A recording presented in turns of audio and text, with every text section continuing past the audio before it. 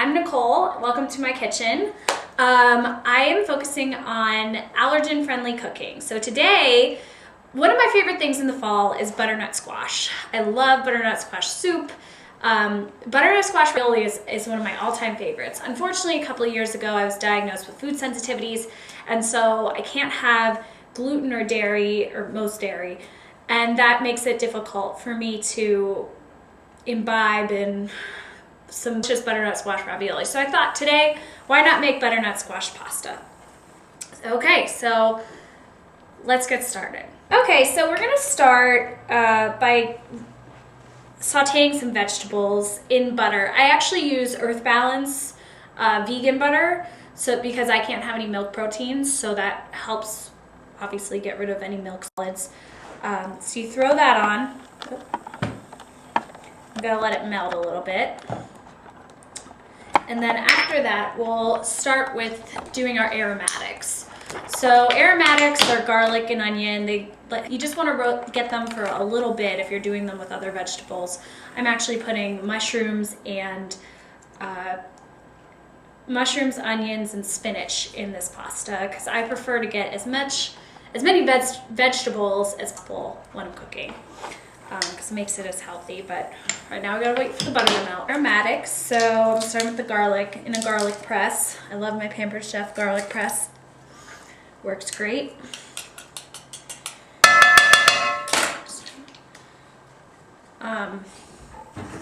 You want to let that heat up for about 30 seconds or so. Just let it, you can hear it kind of sizzle, and then it'll brown a little bit.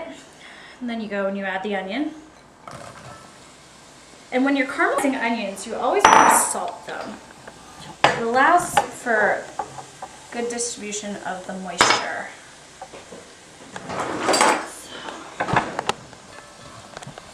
And if it gets too dry in your pan, I added about 2 tablespoons of butter for this. I might need to add some more, but if it gets too dry in your pan, you can always add a little bit of water, and that helps them to kind of more evenly brown, because the heat of the water more just distributes the heat more evenly. Next we'll put in our mushrooms. And as I mentioned earlier, increased liquid will help the onions to kind of brown a little bit. So mushrooms give off a lot of liquid, so that should kind of help our pot to not get too dry. And when we finish this dish, it should be very colorful, which is good because the more colors you have, different nutrients actually have different colors. It helps you to have a more even diet. So it's looking pretty good. I think now we're ready for our spinach. I'll probably put about half this bag in.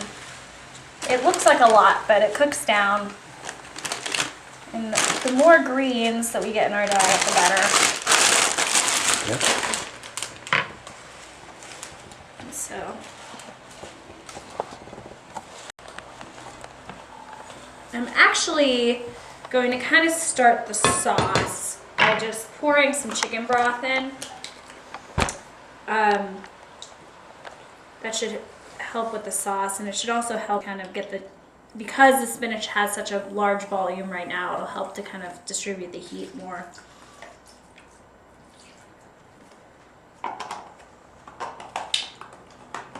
I just put probably like 2/3 cup of that in. Maybe a full cup actually, as I'm looking at it. And the steam coming off that should help the spinach to wilt a little faster. So now our spinach is pretty much wilted.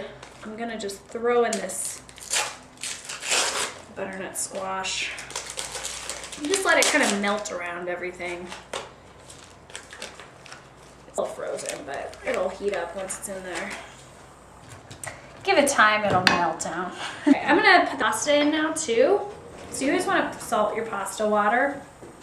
It keeps the nutrients from leaching out into the water. So I'm putting on 2 because I'm at my parents' house right now and they don't have a gluten sensitivity, but I do. And so to save money, I oftentimes have to cook 2 ways, but you get used to it. We're gonna add some of the spices in just to let the flavors melt. So just a touch of nutmeg, it gives that little fall flavor. And butternut squash goes great with pepper. I love my pepper, so see, I add a lot. But it's really totally up to your discretion as to how much. And I like spice, so I'll throw a lot of crushed red there too. But again, you can be pepper crazy like me, or you can just do no pepper. It's totally up to your discretion. And then you just kind of stir it around and as it simmers, let the heat kind of meld those flavors in.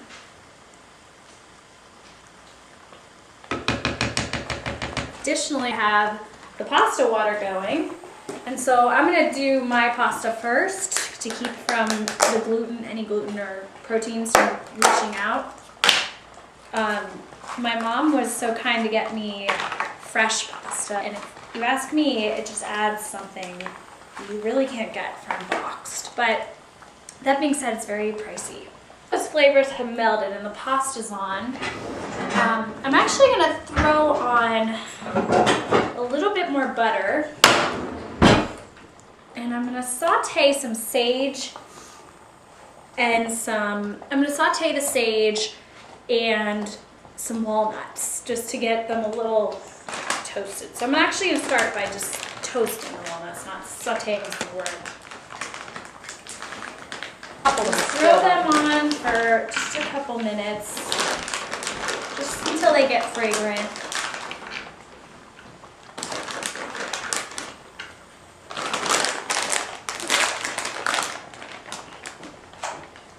And we'll just use those as a garnish, along with the sage, which I will fry in a little bit of butter. Just get that brown butter sage kind of. And while I'm waiting, the spices are in. I'm actually going to add just some Greek yogurt. I know not everybody can tolerate dairy in general. I find that I am able to tolerate cow's milk yogurt. That's like the only thing from a cow that I can have with very little symptoms. Reading the bacteria in yogurt tends to break down the protein, so they're a little bit smaller and easier to digest. So I'm going to use yogurt. If you don't have any dairy sensitivities, probably any whipping cream would be ideal. But if you do, you could also use coconut milk. Use a lot of different things to just add a little bit of a creamier texture. And my pasta is ready, so I can take mine out. I'll reserve the water and just basically throw my parents in because they don't have any food allergies. They're fortunate. I got all the bad genes.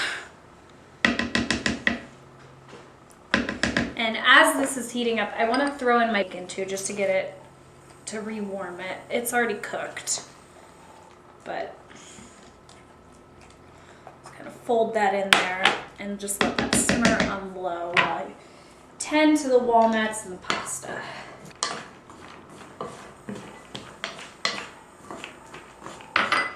And you can kind of play around with whatever works for you. If you have food allergies, like a lot of people have nut allergies, you don't have to put walnuts in.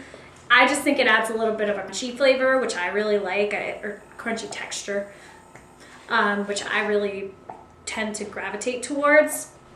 But it's totally optional, as are any of the toppings. We're also gonna end things with goat cheese. For me, my mom actually doesn't like goat cheese, so we'll do Parmesan, or I always say Parmesan Reggiano, Pecorino Romano for her, because she prefers that.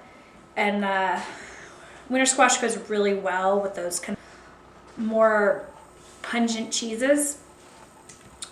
And so so goat's milk actually has smaller molecules, so a lot of times it doesn't have less lactose. So if you have a lactose issue, you probably still will have difficulty digesting goat cheese. However, if you have a protein issue like me, you should actually be fine with it. And that's kind of nice. The nice thing is if you have lactose, you can actually use Pecorino Romano because it doesn't really have any lactose in it. It has a lot of casein, which is the cheese protein that I have issues with. A little bit more pepper, because as I said, I love my pepper. And a little bit more crushed red, because I like spice.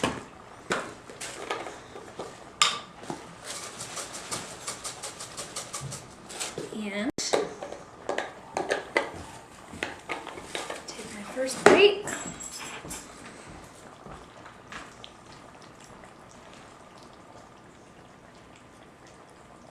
I don't eat a lot of pasta, so I'm out of the practice of twirling it around, but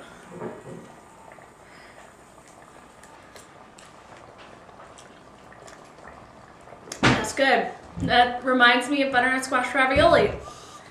My fall is now. All right,